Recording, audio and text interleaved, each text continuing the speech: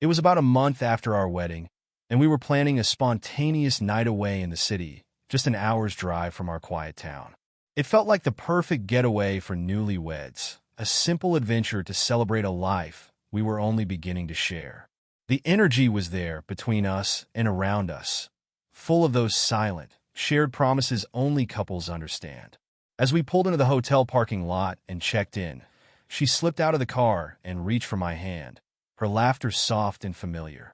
She had dressed up for the night, something that always sent my pulse racing. Her dress, a slinky, almost too revealing number, clung to her figure, accentuating everything in all the right ways. It was long enough to be modest, but as she moved, it shifted to show the daring, plunging neckline. She wore no bra, and there were moments when, from just the right angle, you could catch a full view. She knew it. I knew it. It was the kind of understated confidence I loved about her, like she was in on a secret with me, and the world was just a backdrop to our lives. We headed to a bar after freshening up. I found us a cozy booth, ordered drinks, and let the evening settle around us. But before long, a guy walked in, sauntering right over to us like he owned the place. Without so much as a nod in my direction, he wrapped his arms around my wife in a tight hug. I watched his hands on her, an immediate, sinking feeling growing in my chest as she smiled a little too politely. "Well, look at you," he exclaimed, his eyes dropping unapologetically to her chest. I felt a spike of anger rise in me. It was unmistakable. He wasn't hiding it. His gaze lingered, open and shameless. "Paul, hi," she said, her voice high with surprise and an edge of discomfort. She introduced him as a co-worker from the city's head office, someone she rarely saw, supposedly. He was still grinning, not sparing a single glance at me as he asked about her new life as a married woman. I couldn't help but notice the way she looked down, fidgeting with her drink, her discomfort apparent even as she tried to laugh it off. When he finally walked away, she leaned over to me, her face flushed. "Let's go somewhere else," she suggested. "This place feels a bit off, don't you think?" I nodded, relieved she felt it too. But before we could make a move, Paul was back, shoving drinks toward us with a sly smile. He lingered, monopolizing her attention, his gaze traveling down the plunge of her dress each time he had the chance. Every now and then, he'd shoot smug glances back at his table, where his friends sat, laughing and casting sly looks in our direction. The knot of tension grew tighter, winding its way through every nerve in my body. I watched him take one last look down her dress before heading back to his friends. They erupted into laughter. My heart hammered, but I didn't say anything. I wanted to respect her choice to handle it. She drained her drink and stood abruptly, her voice tight. "Let's go." "Please," she said, forcing a smile that didn't reach her eyes. As we left, I wrapped my arm around her, the uneasy energy still crackling between us. I didn't press her for explanations, though questions raced through my mind. Who was he really?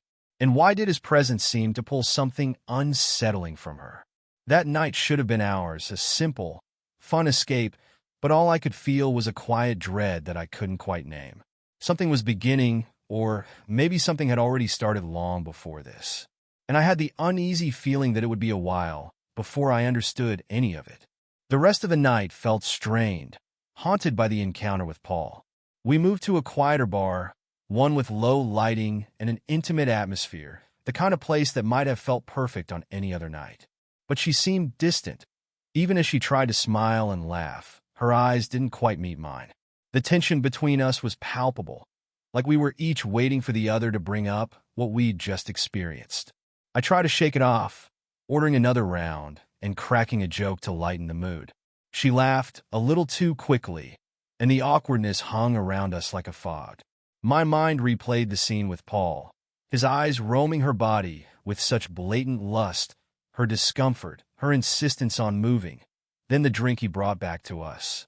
I kept thinking I'd misinterpreted something, that maybe it was all in my head, but the gnawing feeling wouldn't let go. Eventually, we finished our drinks and made our way back to the hotel, walking in a tense silence that neither of us dared to break.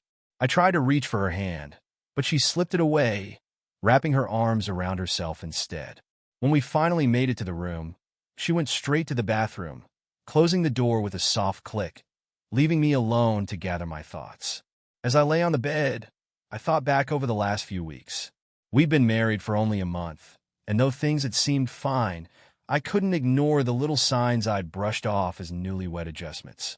There were the unexplained late nights at the office, the barely there replies when I asked how her day had been, and the phone calls that she'd hurriedly end when I entered the room.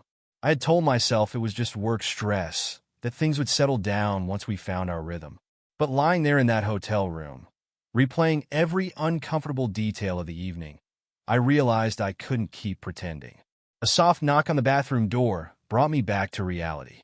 She came out, her makeup removed, her face free of the guarded expressions I'd been noticing. For a second, I felt an urge to hold her, to ask if she was okay. But instead, we both climbed into bed, facing opposite walls in a silence that felt heavier than words. In the morning, things were no better. She barely spoke as we packed up, her eyes fixed on the floor as if the patterns in the carpet held more interest than I did.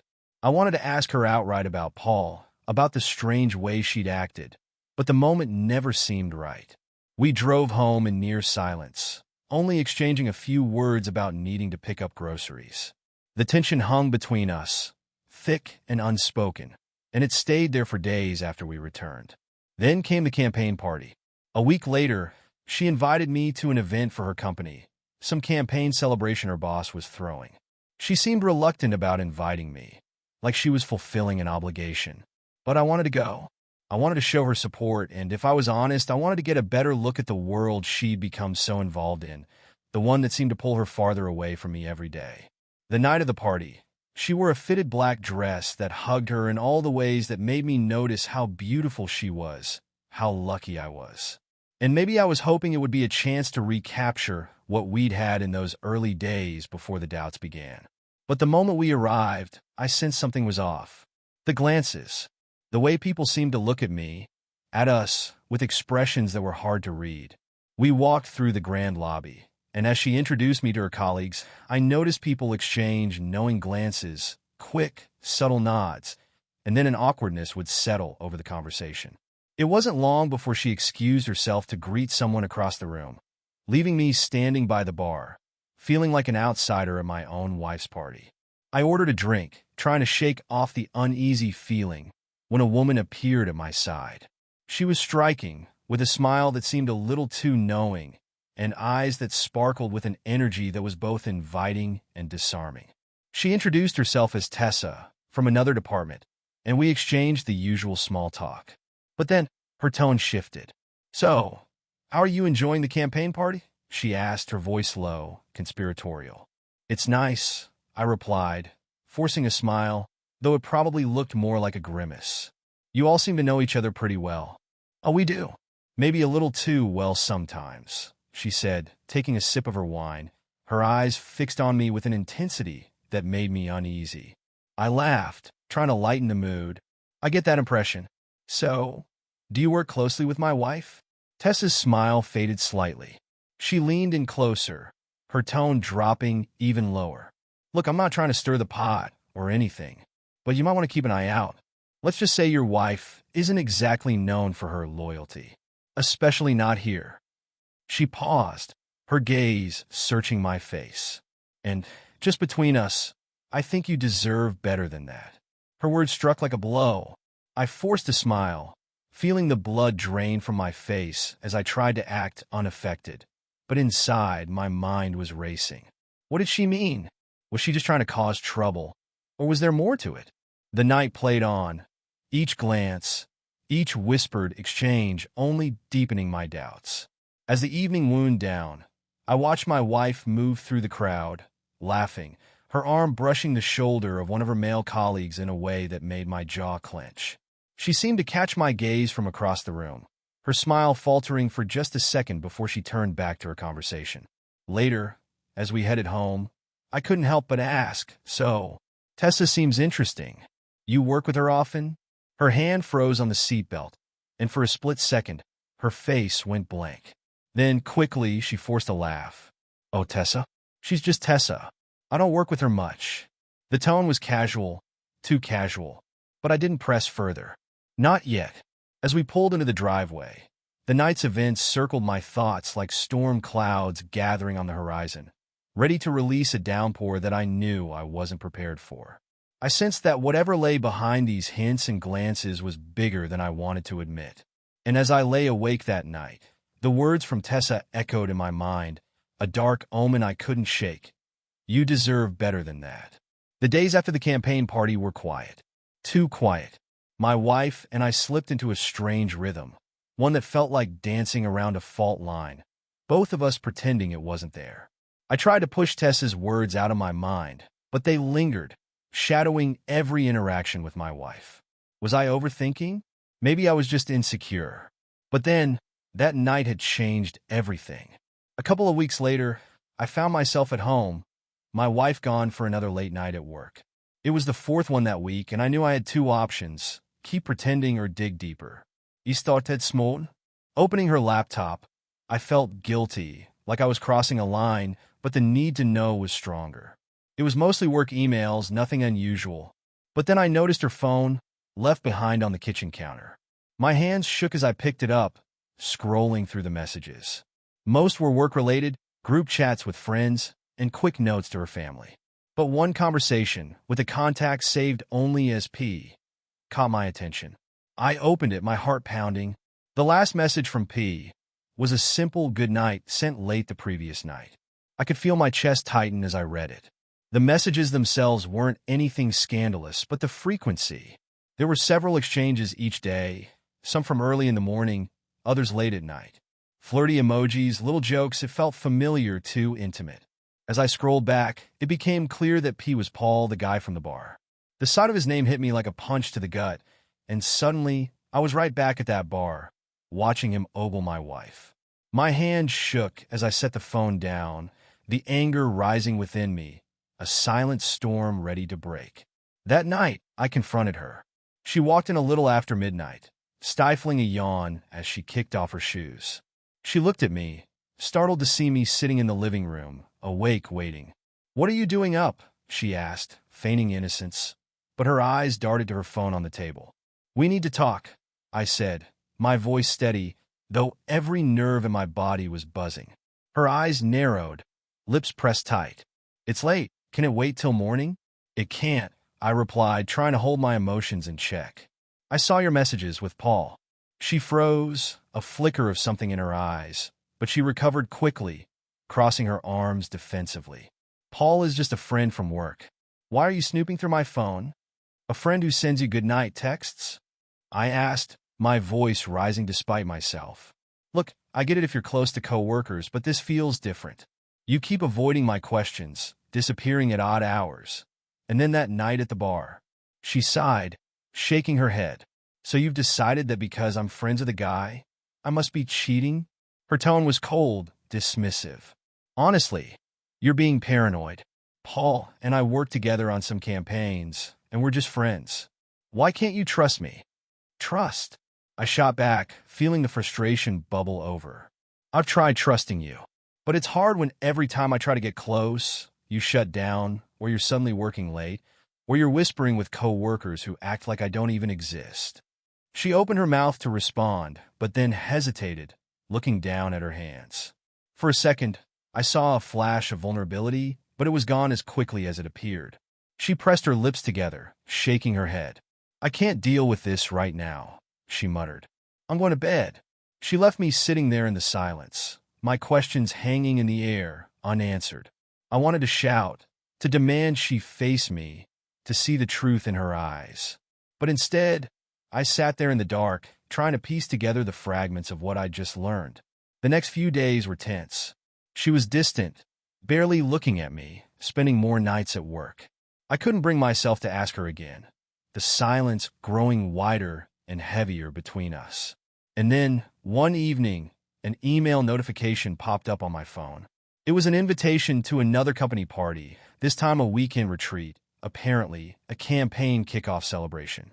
I didn't ask if she wanted me to go. I simply RSVP'd, knowing this might be the only way to get the answers I needed. The retreat was at a luxury cabin resort tucked away in the mountains, about an hour's drive from the city. It was everything you'd expect for an upscale company event.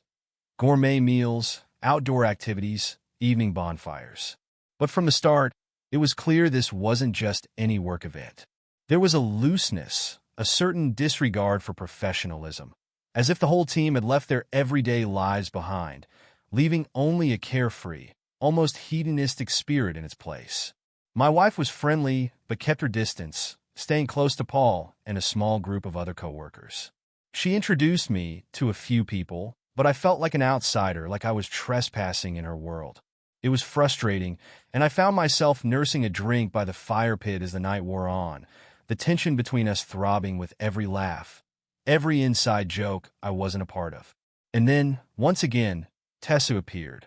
She sidled up to me with a glass of wine, her gaze piercing as she took a seat beside me, leaning in close. "Having fun yet?" she asked, her tone playful. "Not exactly," I replied, giving her a tight smile. She nodded, taking a sip from her glass. "I can tell. You know, it's always hard to be the one left in the dark." Her words hung heavy between us, and I knew there was more to this conversation than small talk. "What do you mean?" I asked, keeping my voice as casual as possible. She leaned closer, her voice barely a whisper.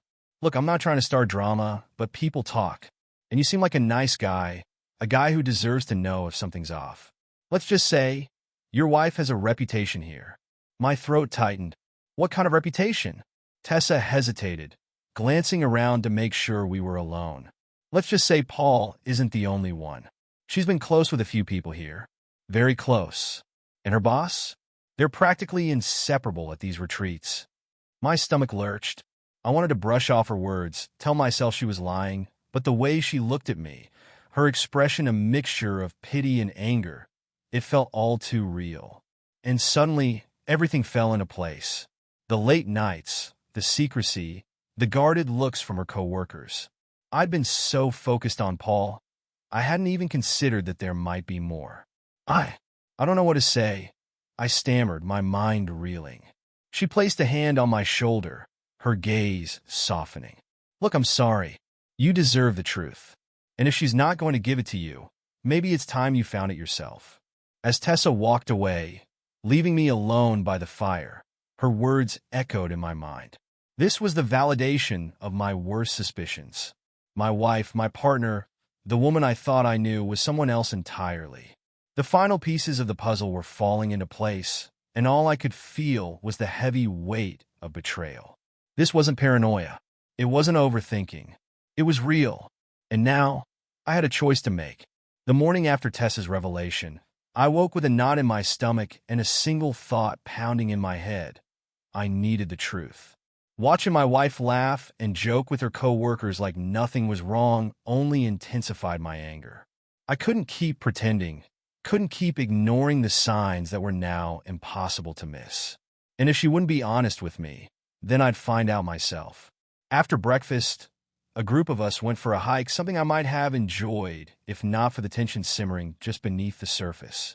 My wife stayed ahead, chatting with Paul and another coworker, while I hung back, my mind racing with questions.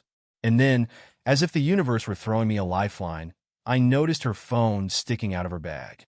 Without a second thought, I took a chance and pulled it out, quickly scrolling through her messages.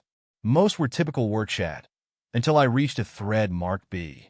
My heart raced as I opened it. The exchange was brief, mostly late-night messages about staying after and meeting up along with a few suggestive emojis. But the last one hit like a punch to the gut. "Can't wait for tonight.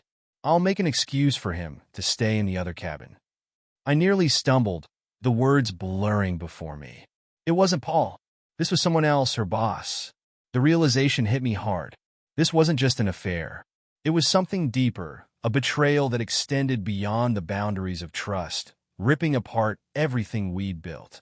I shoved the phone back in her bag and tried to focus on the rocky trail ahead, but my thoughts spun wildly. She was planning to sneak off, to be with him right under my nose.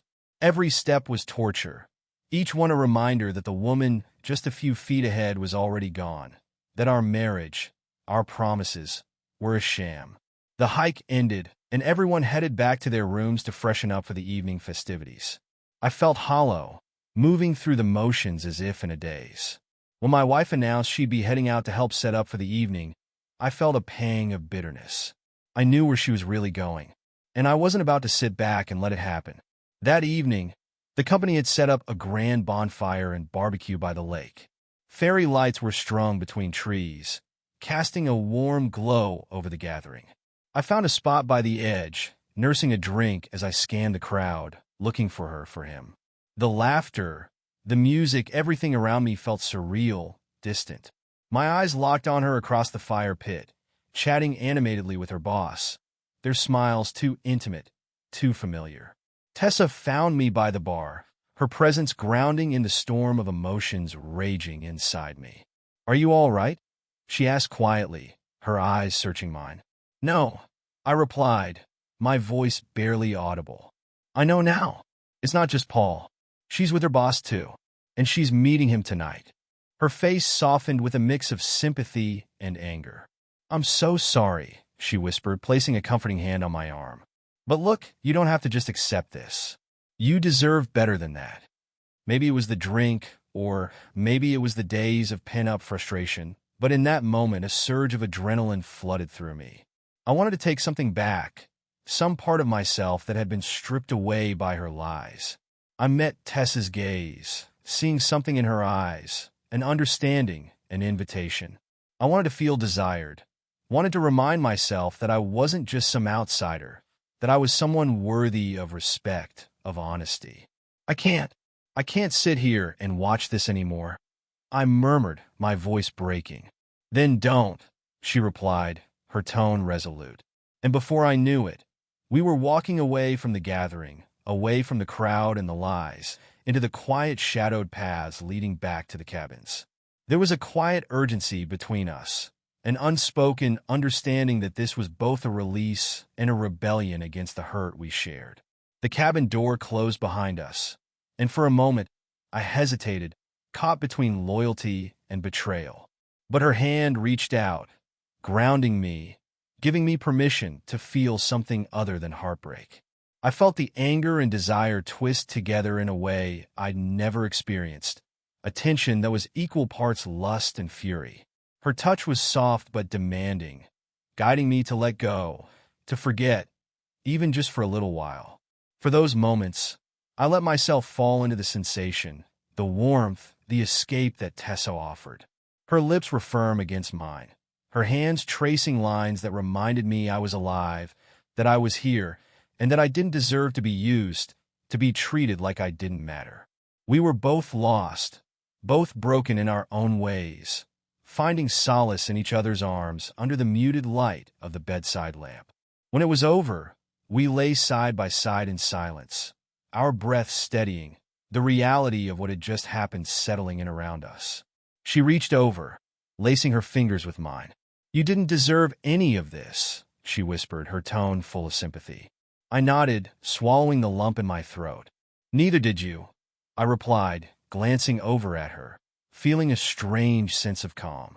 But as much as that night with Tessa soothed the raw edges of my pain, it was only a temporary balm. I knew that come morning, the real fight would begin. I couldn't pretend any longer, couldn't wait for her to come clean. This wasn't something we could fix with words or apologies. When I returned to our cabin that night, she was still gone. I didn't wait up. I didn't want to know what excuse she'd have this time. I just lay there, feeling the cold sheets beside me, knowing that she'd crossed a line I could never forgive. The next morning I made a decision. It was time to find out everything, no more wondering, no more doubts. If she'd built her life on secrets and lies, then I'd use the truth to take it all apart. The drive back home after the retreat was suffocating. My wife sat beside me, scrolling through her phone, oblivious to the storm raging within me. The silence between us was more telling than words, a weight that pressed down on me with every mile. I knew what I had to do. If she was lying to me, if she was living a double life, then I needed proof, not for anyone else, but for myself. The next day, I hired a private investigator. It felt strange, admitting to someone I barely knew that my marriage was unraveling, that I suspected my wife was cheating. But the investigator was all business, his face impassive as he nodded, taking notes as I explained what I wanted. I gave him every detail I could think of: Paul, her boss, the late nights, the mysterious messages. He listened without judgment, laying out his plan: discreet surveillance, electronic trails, patterns of movement. I felt a flicker of hope that finally I'd have the answers I needed. The days that followed were a blur of waiting, each one a small eternity. I pretended things were normal, going through the motions, keeping my anger and resentment locked away. Every time my wife left the house, every time she glanced at her phone and quickly put it away, my heart twisted, imagining where she was going, who she was meeting. I hated this feeling, hated the paranoia that had become my constant companion. I knew that once the truth came out, there would be no going back. After a week, the investigator called.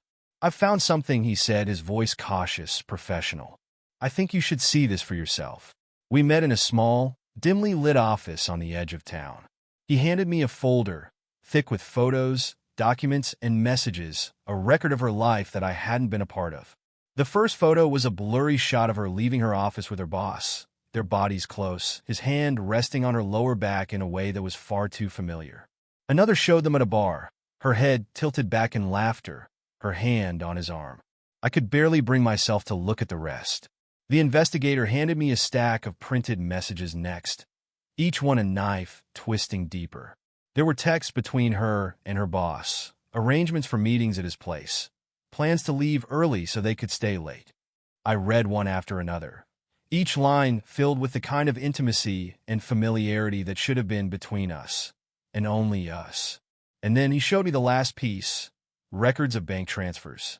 Money being moved between her account and an account I didn't recognize.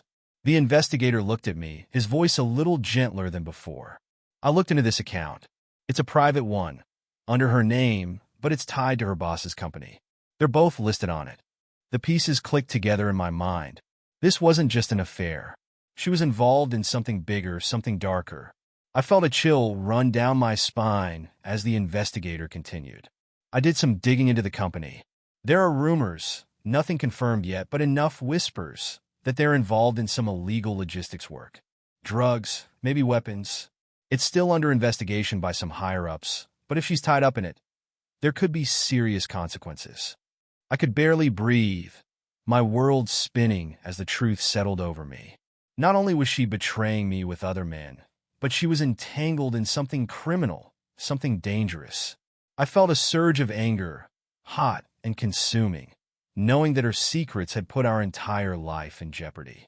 I left the office that day numb, the folder clutched in my hands. As I sat in my car, staring blankly out the windshield, I felt the weight of betrayal settle over me, heavier than I could bear. This wasn't the woman I thought I married. This wasn't the life I'd signed up for. That night, I didn't confront her. I couldn't. I felt like a stranger in my own home, a house built on lies and deception. She moved through our space with that same untroubled smile, unaware of the rage that simmered beneath the surface. I knew then that I couldn't let this go unpunished. She'd made her choices. Now it was my turn. Over the next few days, I did my own research, reading every detail of what the investigator had given me. I learned more about her world than I'd ever known, piecing together the life she'd hidden from me. The more I uncovered, the more determined I became. If she was willing to risk everything to destroy our marriage and entangle herself in criminal activities, then she deserved to face the consequences. A plan started to form, a way to take back control. I'd report her, but not openly. I didn't want to give her the satisfaction of a fight or an explanation. Instead, I'd let her feel the sting of her own choices, the weight of her actions crashing down around her. One evening, after she'd gone to work late again, I sent an anonymous tip to the DA detailing everything I'd uncovered. I didn't hold back, including the financial transactions, the meetings, the late-night messages with her boss. I gave them everything, knowing it was only a matter of time before her secret life unraveled. I sat back after sending the message, my hands shaking, a strange calm settling over me. The truth was out there now, beyond my control. All I had to do was wait. Over the next few days, I watched her closely, waiting for any sign that things were closing in. But she was oblivious, caught up in her own deception, unaware of the storm bearing down on her. And then a week later, it happened. I came home to find her sitting on the couch, pale, her hands trembling as she held her phone. She looked up at me, her eyes wide with fear. "They raided the office," she whispered, her voice barely audible. "The DA, they took the boss, his laptop. They're going through everything." I felt a surge of satisfaction, but I kept my face neutral, feigning concern. "What? Why? What's going on?" She shook her head, tears welling in her eyes. "I don't know. I wasn't part of, I didn't know it was this serious." Her words stumbled over themselves, her mask of calm cracking for the first time. I sat beside her, placing a hand on her shoulder. "I'm sure it's nothing," I said, my tone as soothing as I could make it. "If you haven't done anything wrong, you have nothing to worry about." But as I watched her crumble, I felt no pity, no sympathy. She dug this hole herself, built her life on a foundation of lies. And now it was all crashing down. I knew this was only the beginning, that her involvement would soon be exposed, that her secrets would no longer stay hidden. That night, as she lay beside me, her breath shallow and tense, I stared up at the ceiling, feeling the weight of my own choices. I'd unleashed the truth, set in motion a chain of events that couldn't be undone. She'd betrayed me, lied to me, and in return, I'd taken her world and shattered it. And as I closed my eyes, a strange sense of peace washed over me. For the first time in months, I slept soundly, knowing that justice was coming for her. In the days that followed, the fallout of the DEA raid began to unravel. My wife grew distant, withdrawn, lost in a haze of panic. Each morning she was a little more frayed, her eyes shadowed, her hands shaking as she sipped her coffee. The guilt that had gnawed at me before was gone. Watching her live with the consequences of her secrets felt like justice, a long overdue rebalancing of the scales. I hardly needed to ask questions. She was unraveling on her own, dropping hints that confirmed everything the investigator had uncovered. At first, she tried to downplay it, claiming that the DEA had been misinformed, that her boss was innocent, that this was all some bureaucratic mistake. But as the week wore on, it became clear even to her that they weren't going to back down. Her calls to coworkers went unanswered, and her boss had stopped returning her messages altogether. Slowly, she began to realize she was on her own. One evening, she came home looking more broken than ever. Her shoulders were hunched, her eyes glassy, her voice barely above a whisper. "I need to tell you something," she said, her tone laced with desperation. I feigned ignorance, giving her a look of cautious curiosity. She swallowed, her eyes darting to the floor as she began. "They're investigating everyone. The entire campaign team. They think someone was using our logistics to move drugs across the state." Her voice cracked, and she forced herself to meet my gaze. "I didn't know it was that serious. I swear, I was just doing my job. I didn't know." The lie was so thin, so transparent, that it almost hurt to watch. I resisted the urge to sneer, to call her out right then and there, but I kept my tone calm. "You're saying you had no idea?" I asked, my voice as steady as I could manage. "You really didn't know anything?" She nodded, clutching at the frayed ends of her story like they were a lifeline. "I thought it was just extra work, just logistics. They needed someone to manage these new shipments. I never thought it was anything else. I only did what my boss told me." Her words trailed off, and for a moment, I saw her face twist, a look of pure vulnerability I hadn't seen in years. There was no fight left in her, no pretense. She was cornered defenseless, and for a split second I almost felt pity. Almost. But the memories of her betrayals, the lies, the months of deceit rose like a tide, washing away any sympathy I might have had. She was responsible for her choices. She was the one who'd gambled our life on a fantasy, who'd hidden behind her secrets, thinking she could live this double life without consequences. And now, those consequences were coming down around her, and I'd make sure they did. The next day, the DEA came knocking on our door. It was early morning when I heard the knock, loud and insistent, echoing through the house. She froze, her face draining of color as she looked at me, panic flashing in her eyes. I kept my expression blank, merely shrugging as I made my way to the door. Two agents stood there, their expressions grim, badges glinting in the morning light. "Is Mrs. Lane here?" one of them asked, his tone direct, leaving no room for ambiguity. She stumbled to the door, her voice barely a whisper. "Yes, that's me." The agent explained that they needed to bring her in for questioning, that they had more questions about her involvement with her company's logistics campaign. She barely nodded, grabbing her purse and keys with shaky hands as she followed them to their car. She didn't look back, didn't say goodbye. And for the first time, I realized that part of me hoped she wouldn't come back at all. I watched them drive away, a strange sense of calm settling over me. My wife, the woman I'd shared a life with, was now a suspect in a federal investigation. The weight of the betrayal, of the lies, no longer suffocated me. It felt liberating, knowing I was finally free, that I didn't have to shoulder her deception any longer. Hours passed, and still, she didn't return. I tried to distract myself, cleaning up the house, putting away things she'd left lying around. I opened her closet, neatly folding her clothes, boxing up belongings I couldn't bear to look at anymore. Each item I packed away felt like another piece of her slipping out of my life. One more weight lifted off my shoulders. Late that evening, she finally returned, her face pale, her eyes hollow. She looked exhausted, as if a decade had passed in a single day. She moved slowly, almost mechanically, as she slipped off her shoes and sat down on the couch, staring blankly ahead. I waited, letting the silence stretch until she finally spoke. "They think I'm involved," she whispered, her voice barely audible.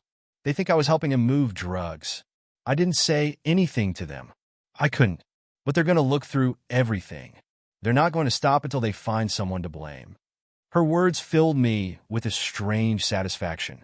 I'd spent so long feeling powerless, watching her lies twist around our life, and now the tables had turned. She was no longer the one in control. She was the one desperate, searching for a way out, realizing that the life she'd built was collapsing. "What are you going to do?" I asked, my voice neutral. She glanced at me, a spark of hope flashing in her eyes. "I was thinking, maybe we could work together on this. Get a lawyer. Make sure they understand I wasn't involved. If they hear from you, it might help. Maybe you could tell them I was home every night, that I wasn't." Her voice trailed off, her plea hanging in the air, thick with desperation.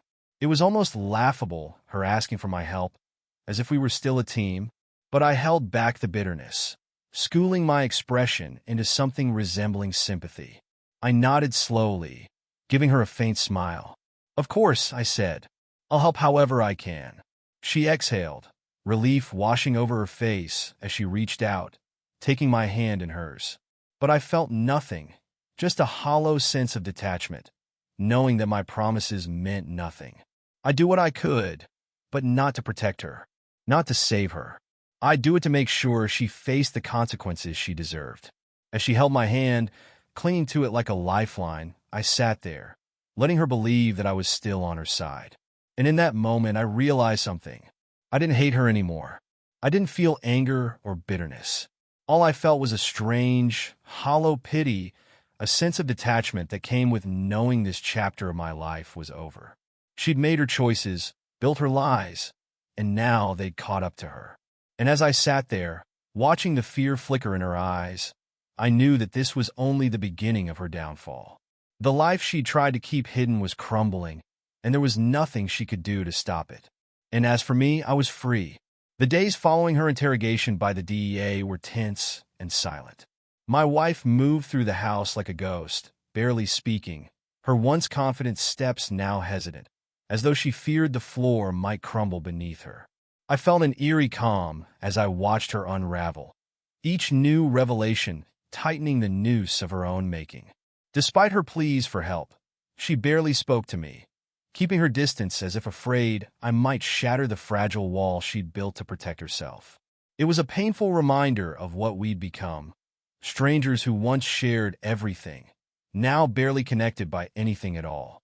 One night, after a tense, silent dinner, She sat across from me, her eyes downcast, her fork barely moving. She'd been avoiding my gaze for days, but tonight, something seemed to shift. She looked up, and I could see the weight of her guilt in her eyes, that hollow emptiness that had been creeping in, taking over. "I never meant for any of this to happen," she whispered, her voice barely audible. "I was just trying to keep things exciting, I guess. Work was stressful, and I felt like I needed something for myself. But then, I got caught up in it all. It was supposed to be harmless." I looked at her, feeling the faintest flicker of anger flare up, but it was smothered by the hollowness inside me. I realized that I didn't care about her excuses, didn't care about the twisted justification she was trying to spin. The woman sitting before me wasn't the woman I'd married. She was a stranger, someone I didn't recognize, someone who had long ago made choices that had left our marriage in ruins. "Harmless," I repeated, my voice steady but cold. "Do you really believe that lying, sneaking around, and getting involved in something illegal is harmless?" She flinched, her face twisting in pain, but I didn't feel sympathy. I couldn't. Her betrayal, her willingness to risk everything, had burned through any feelings I once had for her. I was done letting her pain dictate my own. She let out a shaky breath, her shoulders sagging as though the weight of her choices had finally crushed her. "I didn't think it would get this far," she murmured, more to herself than to me. The silence stretched, each second amplifying the vast emptiness between us. I watched her, seeing her struggle, and felt nothing but detachment. I'd spent too long grieving the loss of our marriage, too long letting her lies wound me. Now, I was just an observer to her suffering, watching her fall apart, unable to muster anything resembling pity. The next morning, I woke to find her gone. There was no note, no explanation, just an empty closet and a quiet house. She'd packed her things, slipping away in the early hours without a word. At first, I felt an odd sense of relief, as if her leaving was the final step in cutting the thread between us. But as the hours passed, a strange emptiness settled over me. She was gone, and with her, the life we'd built, the future I'd once envisioned. I didn't hear from her for days. The silence stretched, broken only by the occasional message from her lawyer, each one more formal and detached than the last. I responded dutifully, following the steps to finalize our separation, feeling like I was moving through a dream. There was no fight, no final confrontation, just paperwork and signatures, the cold formality of dismantling a life that had already disintegrated. But then, one afternoon, my phone buzzed with a message from an unknown number. "I know I don't deserve it, but I need to explain. Please meet me." It was her. Against my better judgment, I agreed, feeling a strange compulsion to hear her out, to put the final nail in the coffin of whatever we once were. We met at a small, quiet cafe on the edge of town. She looked different, smaller somehow, more fragile. Her usual confident posture was gone, replaced by a guarded, almost fearful stance. She avoided my gaze, fiddling with her coffee cup, her fingers trembling slightly. When she finally looked up, her eyes were red-rimmed, hollow. "I'm so sorry," she began, her voice barely more than a whisper. "I never meant to hurt you. I thought I could control it, that I could keep things separate, but it just got out of hand." I watched her, feeling a flicker of anger, of frustration. "You thought you could keep your lies separate? That you could live two lives without consequences?" She winced, nodding slowly. "I know it sounds ridiculous, but at the time, it felt manageable. And then, when things with my boss got complicated, I just went along with it. I thought if I didn't make waves, it would go away." "Go away?" I echoed, incredulous. "You were committing crimes. You were risking everything, not just your job, but your entire life, and mine." My voice shook with the anger I'd tried so hard to contain. Her shoulders sagged, and she looked away, tears glistening in her eyes. "I know," she whispered, "and I don't expect you to forgive me. I know I've ruined everything, that I've destroyed what we had. I just wanted you to know that. I hate myself for it. I hate what I've done, and I wish I could take it all back." For a moment, I felt a strange pang of pity, watching her crumble under the weight of her choices. She was broken, a shadow of the woman I'd once loved. But even as I watched her, I knew that her regret, her self-loathing, couldn't undo the damage. It couldn't erase the betrayal, the lies, the shattered trust. She was beyond redemption, lost to the path she'd chosen. After a long silence, I spoke, my voice steady calm. I appreciate that you regret it, but it's too late. There's no fixing this, no going back. You've made your choices, and now you have to live with them. She nodded, a tear slipping down her cheek. She looked defeated, resigned, and for a brief moment, I saw a flicker of the woman I'd once known. But that woman was gone, replaced by someone I no longer recognized.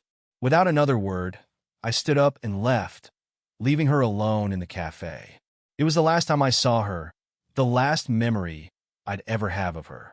As I walked away, I felt an overwhelming sense of finality, the realization that this chapter of my life was truly over. I didn't look back. I didn't need to. In the weeks that followed our last meeting, a strange clarity took hold.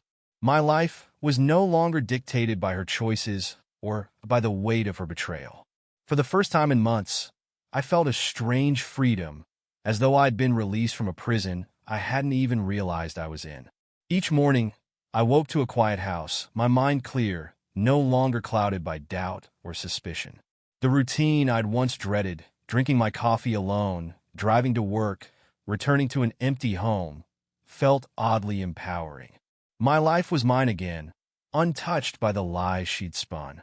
The divorce papers arrived in the mail a few days later, a neat stack of legal jargon that distilled our years together into lines of ink. As I flipped through the pages, my hands were steady. The words on the pages felt impersonal, the last steps in a process I'd already emotionally completed. The bitterness, the anger, even the sadness. I'd felt them all, and now they were fading, leaving room for something new. But with the finality came a question I hadn't allowed myself to consider. What now? One Saturday morning, I found myself in our attic, sifting through boxes that hadn't been touched in years. Photos, wedding gifts, old cards, all relics from a life that no longer felt like mine.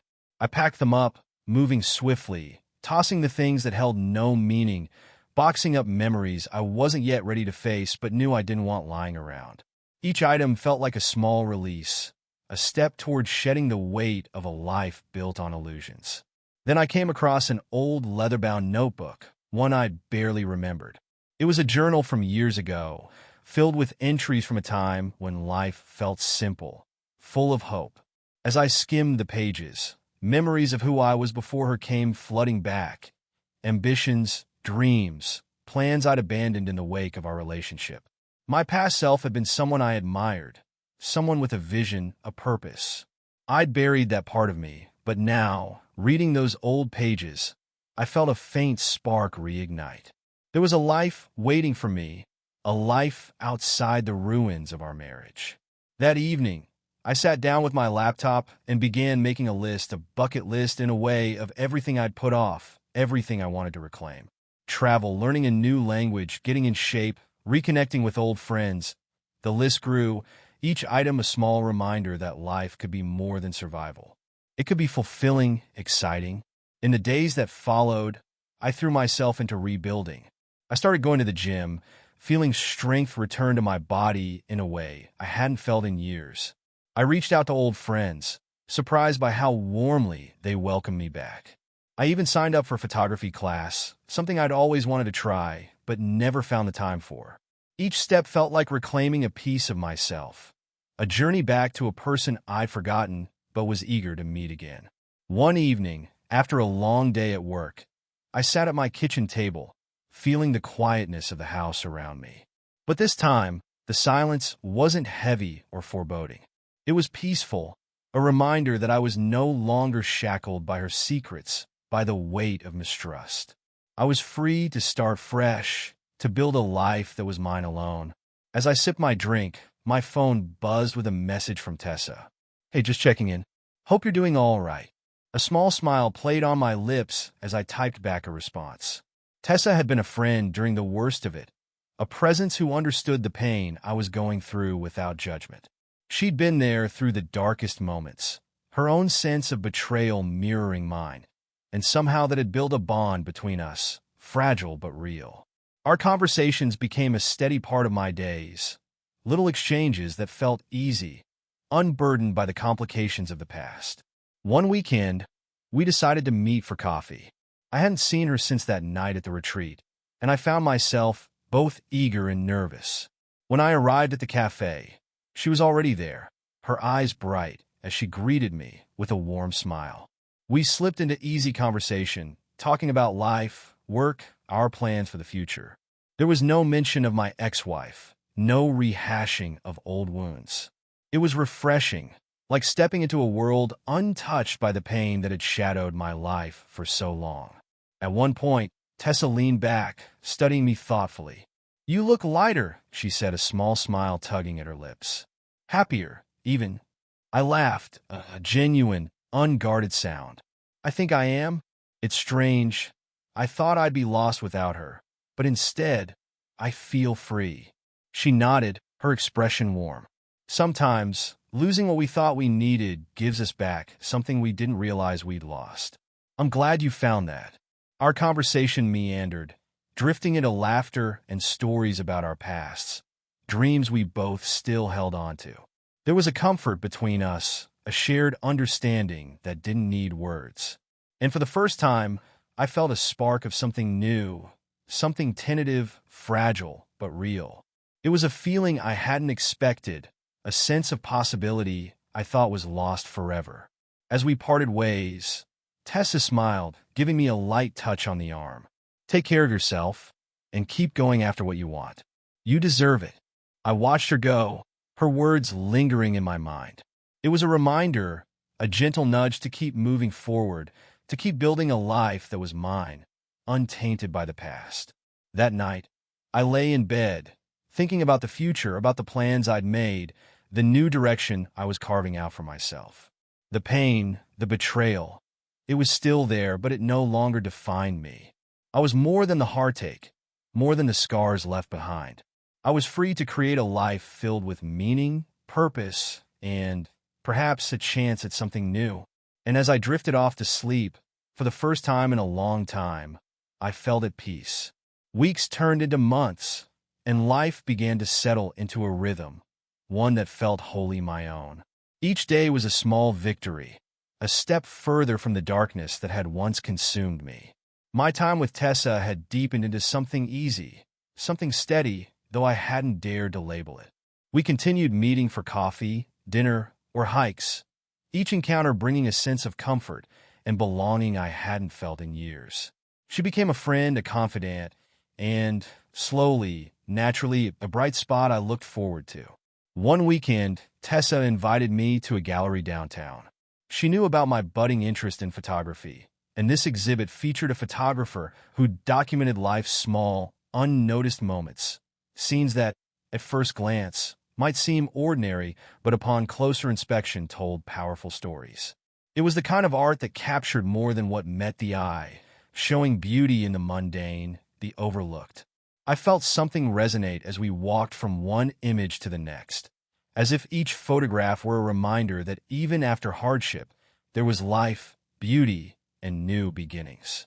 Tessa turned to me, her face soft in the gallery's warm light. "What do you think?" she asked, watching me closely. I took a deep breath, nodding. "It's incredible. There's so much here, so much life captured in just a single frame." I paused, looking down at her, and felt a warmth I hadn't expected. Kind of like us, like what we've both been through. She smiled, her gaze lingering on me, a silent understanding passing between us. "Exactly," she said softly. "It's amazing what we can rebuild, what we can create, when we're ready to see things differently." The way she looked at me was full of promise, a quiet invitation I hadn't known I'd been waiting for. It felt right. We didn't need to rush. But the connection between us was real, and I realized that maybe, just maybe, I was ready for whatever might come next. As the weeks passed, Tessa and I grew closer, our friendship deepening, shifting naturally into something more. She was gentle, patient, understanding of my hesitations. It was as if she knew exactly where my walls were and didn't try to force her way in. Instead, she just stayed by my side, a steady presence that reminded me every day that I could move forward without fear. Then, one evening, we found ourselves on my back porch, a couple of beers in hand, watching the sky melt from sunset into dusk. The silence was comfortable, and after a while, I turned to her, feeling the weight of something I hadn't yet said pressing on me. "Tessa, I don't think I ever thanked you," I began, my voice quieter than I intended. "You came into my life at a time when I wasn't sure I'd ever trust anyone again. And you were there. You gave me space, didn't try to fix me, and just let me heal." She looked down, her fingers running over the edge of her beer bottle, and then looked up with a soft smile. "You don't have to thank me. I know what it's like to lose trust in someone. And sometimes, just having someone who understands, who's been there, it can make all the difference." Her words were simple, but they cut through the last of the walls I'd built up around myself. I reached over, taking her hand in mine, feeling her warmth and steadiness. I didn't know where we were headed, didn't know if we'd ever have a future beyond these quiet nights. But for the first time in a long time, I felt hope. As we sat there in the dimming light, my thoughts drifted back to everything I'd been through. The betrayal, the heartbreak, the uncertainty. It had all been a journey, one I'd never anticipated, but that had led me here, to this moment, with someone who understood, someone who was willing to walk beside me no matter how long it took. I knew then that the life I was building, the future I was shaping, didn't need to be overshadowed by the pain of my past. And so, in the quiet of that evening, I let go of the last remnants of anger, of betrayal, of loss. My past was there, but it no longer defined me. I was free to choose, to rebuild, to create something beautiful from the pieces of what had once been broken. As months passed, Tessa and I grew together, supporting each other as we each continued to heal. We were cautious, respectful of each other's past wounds, but every day felt a little lighter, a little brighter. We started traveling on weekends, exploring small towns, hiking trails, even venturing into photography projects together. I saw the world through a new lens, finding beauty in places I'd once overlooked. One evening, as we returned from a long day exploring a nearby city, she looked at me, her eyes soft with a warmth that needed no words. I knew, without either of us saying it, that we'd found something lasting, something real. She was my friend, my partner, my love, someone who understood the pain and beauty of rebuilding, of finding strength in vulnerability. We didn't rush. We didn't need to.